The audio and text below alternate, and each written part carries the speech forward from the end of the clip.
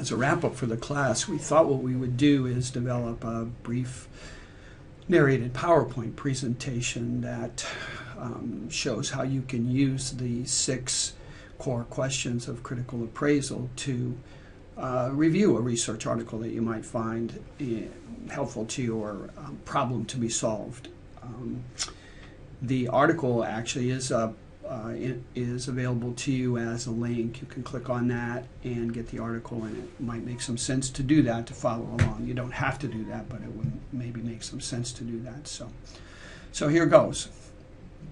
So let's set the context for this example. Let's say you're a child mental health worker working in a child mental health setting, and you have a child who has come to you experiencing anxiety.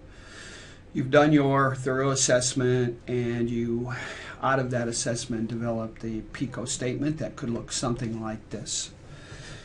So just very straightforward. For the P, you would have a child experiencing anxiety. For the I, we're going to leave that open and ask the question, what is the best intervention? And then finally, we'll skip over comparison.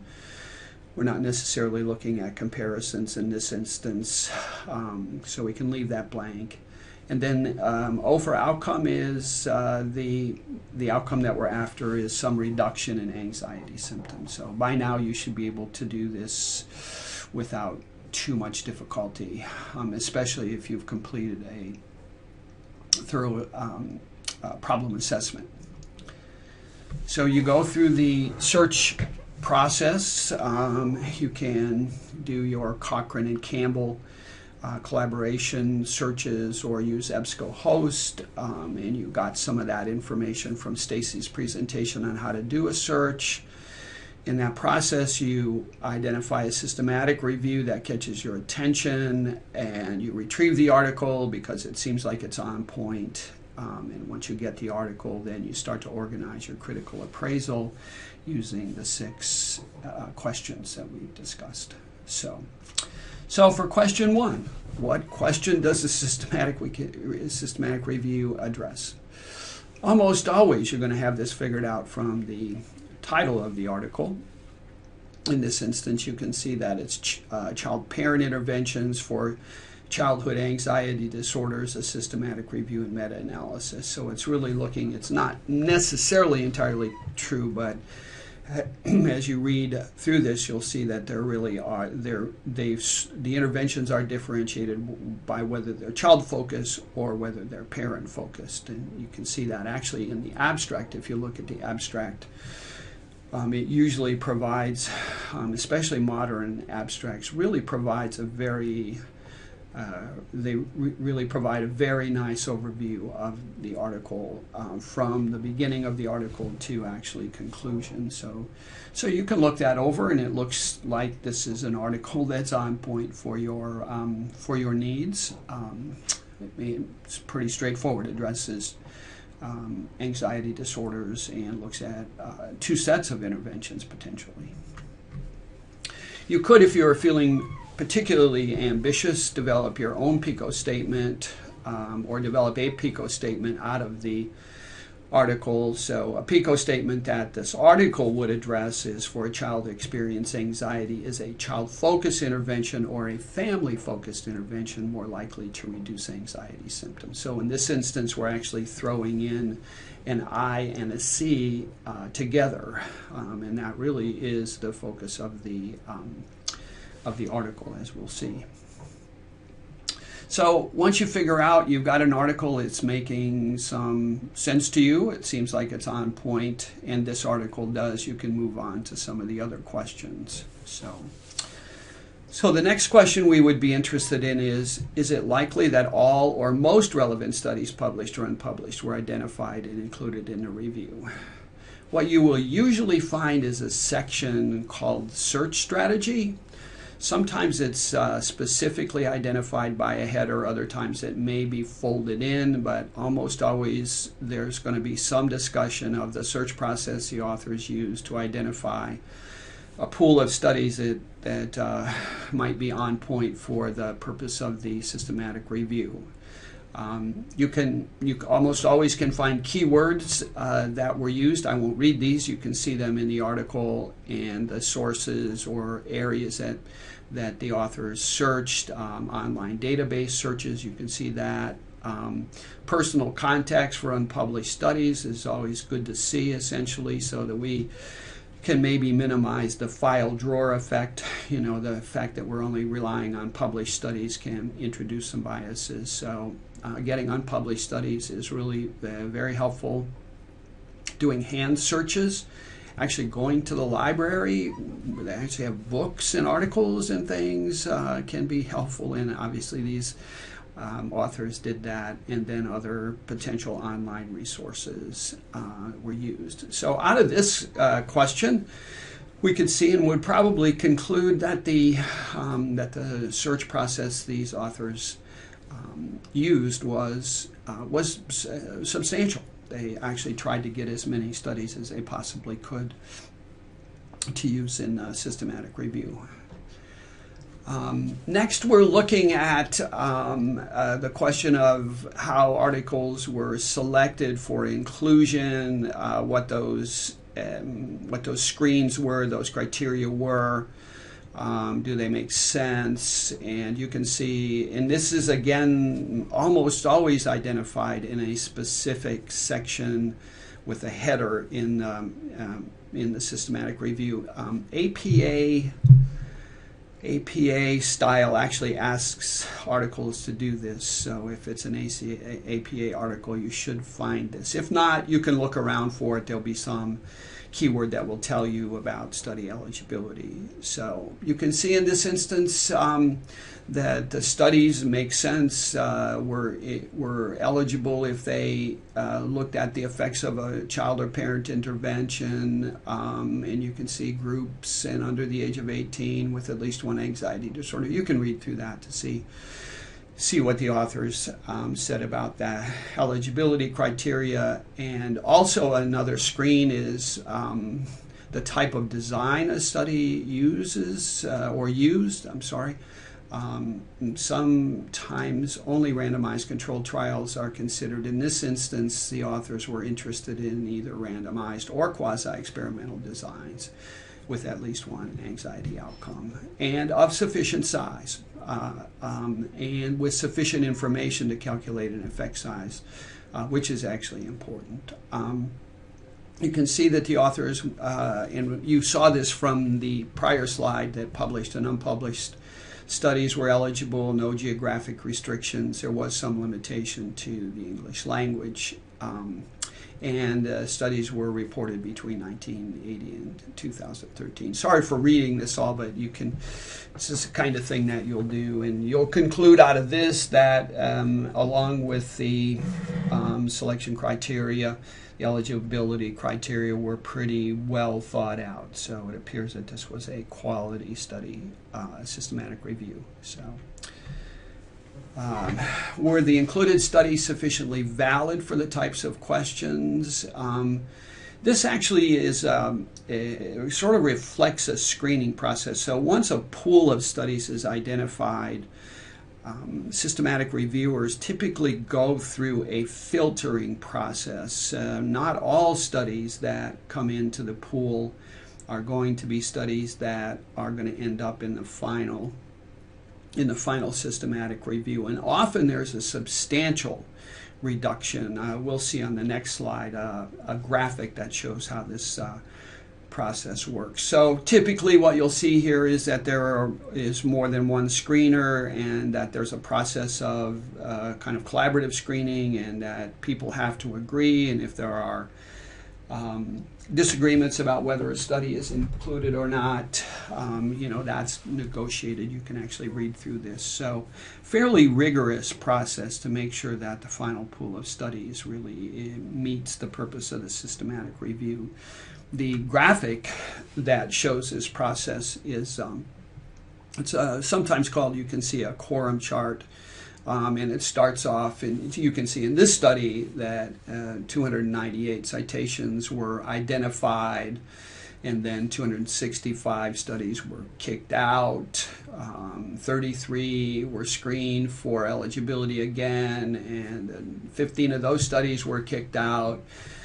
18 studies were reviewed again, and 10 studies were kicked out. You can actually see this process. And then finally, 8 randomized control trial studies made the final cut. There weren't any quasi-experimental designs included in this systematic review. They were all RCTs.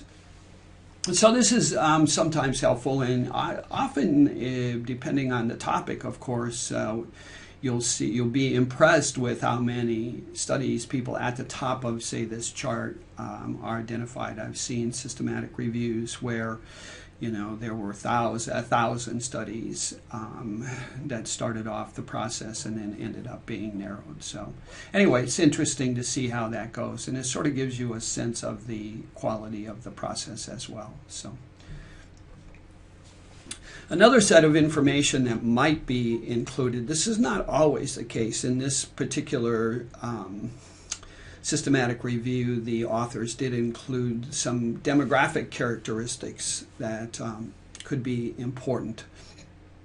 And you can see sometimes the information, the demographic information like gender and parents and anxiety disorder and race, maybe even settings, could be helpful for you to think about how well the studies included in the systematic review match your settings characteristics. If you have a set of characteristics that are off point for you, I'm not sure what quite that would look like in this instance, but it certainly could be the case. You might maybe not feel that this systematic review was as relevant for your needs. So looks like this is pretty balanced, and you can see that there were actually 8 studies with 670 child participants, which is, a fairly large N. So, and then we have a couple of studies you can see in the footnote that didn't report information, so there's a little bit of information lacking here. This is not always, once again, not always included in a systematic review, but when it is there, spend a little bit of time to make sure the characteristics of the included studies actually match the characteristics of your context. So for question 5, we start to get into what we call the meta-analysis part of the study. It's the statistical part of the study. And this is where the information and knowledge you have about effect sizes and forest plots and interpreting effect size magnitudes and all of those, and confidence intervals, all of the things that we've talked about up until this point actually are helpful for you. So you have the overall analytic strategy. You can see the effect size, grand mean effect size heterogeneity. We'll talk a little bit about that in a minute. One of the things that you really need to know is the kind of effect size used to summarize studies.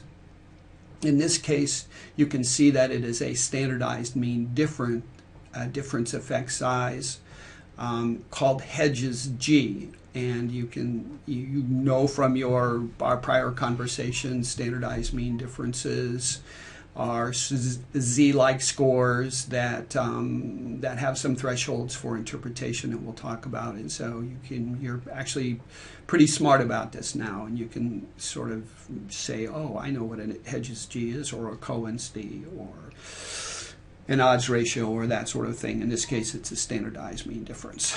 So good. You might find in a meta-analysis, systematic review with a meta-analysis, information about the study and especially the effect size in a table. This is not always true, but in this instance, the authors did include information of only 8 studies in a table. And you can read across the table. I won't read this to you. You can see the kind of intervention, the end of the study, age range.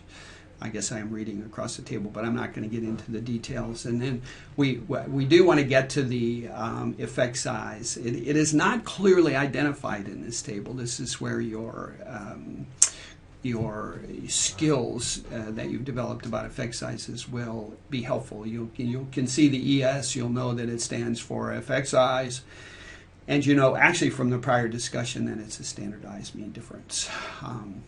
And you can start thinking a little bit now about magnitudes of effect sizes. You know that from our discussion that the standardized mean difference of 0.2 is a small effect size, of 0.5 is a medium effect size, and 0.8 is a large effect size. So you can see there are a couple of studies that are in the medium to large, especially the Wood study is in the large range. So if you didn't have any other information, you could actually start to make some decisions using this information. But what we're more interested typically in and more likely to see is our forest plot.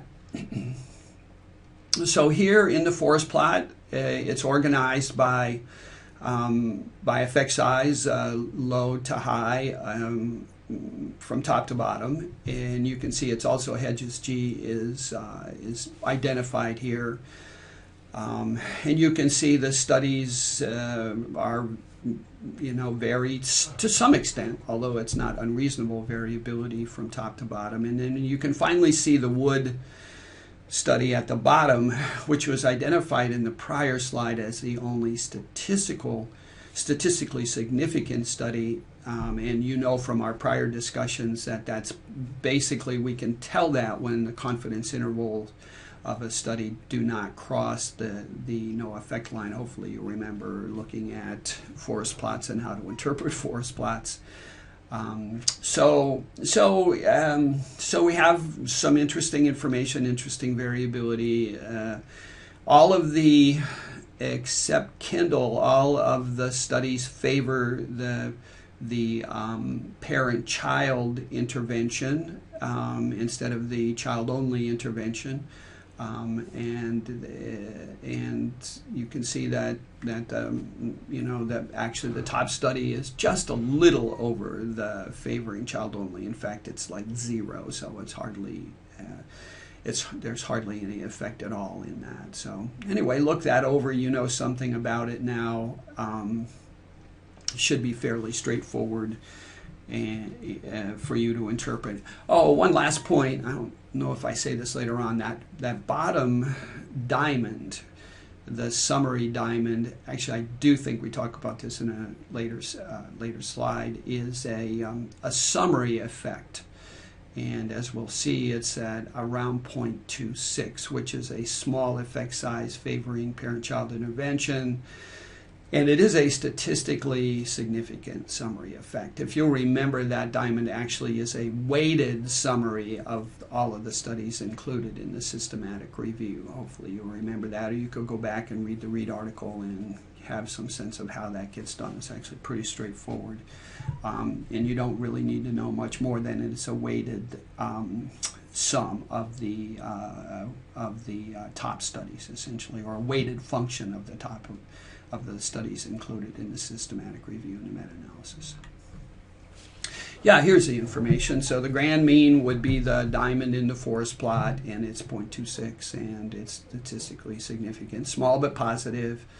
I guess I'm repeating all of this that's in, or I've already talked about what's repeated here in meta-analysis results. So, and you can read this over. You're actually pretty smart by now about what this stuff looks like. You can look at a forest plot and come up with your own conclusions. But having some discussion sometimes can, or looking over discussions can sometimes help you maybe see things that you didn't necessarily recognize when you were looking over the forest plot results. So.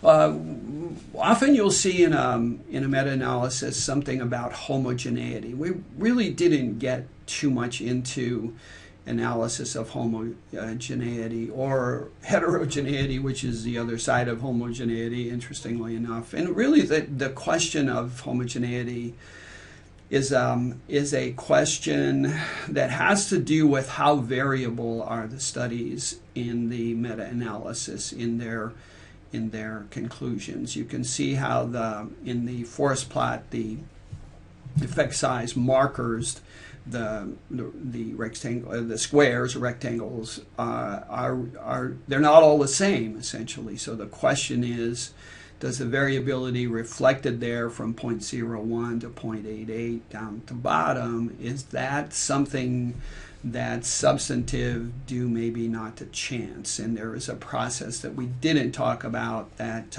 actually addresses this. The conclusion in this particular study, systematic review, is that there was not significant variability. Beyond sampling error, you can read the term. So there are some things you can do if studies are highly variable. As you can see, there's some moderator analysis, that sort of thing. That's probably for another day. It is totally for another day. But at least understanding what homogeneity deals with is an important step. And we're planning to talk about this in a little more depth in future classes in this sequence. So this isn't the last conversation you'll have about this.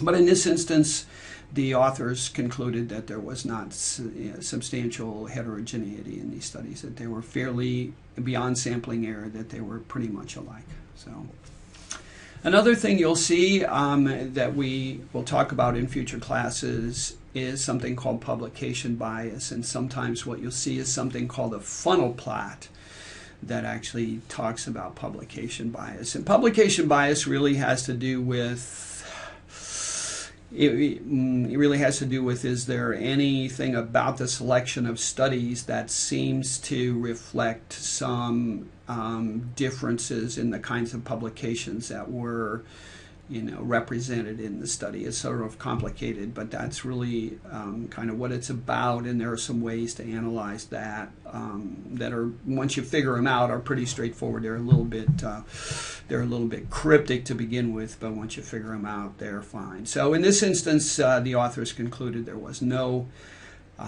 publication bias, which is a good thing, but you will see this in other systematic reviews and meta-analyses that you read. So being aware of that's helpful, and we'll discuss it again in the future. So question 6 then, once we get through the meta-analysis part of this, actually the whole study, we're interested in seeing what recommendations were made about what recommendations were made by the authors and how it can inform our practice. So if you look at it, it looks like family cognitive behavior therapy is more effective than individual. So it's family focus versus individual child focus. You can see that. And basically read through this. I'm not going to read the entire thing, but you will almost always see a discussion in applications or to social work if it's published in a social work journal. If not, it would be a discussion and application to practice, implications, that kind of thing. We're really interested in finding systematic reviews that are social work oriented, but you may end up not always finding something that's in the social work journal or in the social work field, and so you have to sort of extend the discussion and the relevance of the study to your own work in some ways. But it looks like this one is helpful, that we're interested in family cognitive behavior therapy versus individual. The overall effect size was modest, but there is enough evidence here to suggest that it certainly in your case would have some real possibilities. Along with that recommendation, and this is sort of a next step in the process, would be to actually go to the original articles to see what they did. So, for example, in this instance, we would be interested in finding the Wood et al. Article. It had the largest effect size favoring parent-child intervention, and our goal here would be to see just what Wood et al. Did in their study, how they proceeded, what were some of the methods, what was the context for that. And this sort of gets us out of the forest, if you will, a bad joke here, out of the forest and really into a tree, and we would consider the wood study to be an important study. I would be interested if I was doing this in the Baden study, even though it's not statistically significant and has a fairly large sample size and fairly narrow confidence intervals. So I'd probably be interested in that as well. And if you were doing this at Ohio State, I might even go down to the Sika-Land study. It's a small N study with wide confidence intervals, but it still has a medium effect size. So you can use your judgment on this. Maybe it'd be interesting to go see what Kendall did that didn't make a difference. So sometimes looking at studies that don't have large effect size can give you some hints about practice. So what you're doing with individual articles, if this wasn't clear in my prior comments, is really looking for details about a particular intervention in an individual study. Systematic review, meta-analysis just gives you a big picture. We want to hone in, and this information can help us hone in. And then finally, along with our sort of summary and recommendations that we talked about before, this varies somewhat. In this case, we had some recommendations for practice, and then we also have conclusions, and they're usually a little bit different. In a conclusion, you'll see an overall view that the authors had about the study, but usually talk about author impressions, as you can see, about future research needs and directions. Good systematic reviewers always add in, oh, we need to do more, and that's usually true. You might also see, not so much maybe in systematic reviews and meta-analyses, but you might see some limitations. Usually a well-done systematic review and meta-analysis isn't going to have a discussion of limitations. In other articles you might see that, but pay attention to the conclusion when you're reading. What you want to avoid when you're reading a systematic review is going right to the conclusions. Essentially, you want to actually work through the process. So sometimes we jump over things just to see what the authors have to say. So we don't want you to do that in this instance. So those are the 6 questions that we want you to address in your project, and that you will hopefully address in the future when you're reading. We want to just leave you with one thought, and that is that critical appraisal is really good for any research article you run into. It doesn't have to be a systematic review or a meta-analysis or an individual study of a randomized controlled trial. Just any article you read will employ some methodology, some statistical analysis, some implications usually. So really using critical appraisal framework to look at a research article is just good practice, essentially. And just to emphasize one of the primary themes of this class is we want you to be critical thinkers in all aspect of your practice, and certainly looking at research is an important part of that. So anyway, that's the presentation. Hopefully it made some sense. And if you have questions, of course, you can always contact me or your instructor, me in this instance, or your instructor if it's not me doing the class, and have a conversation about this. So take care.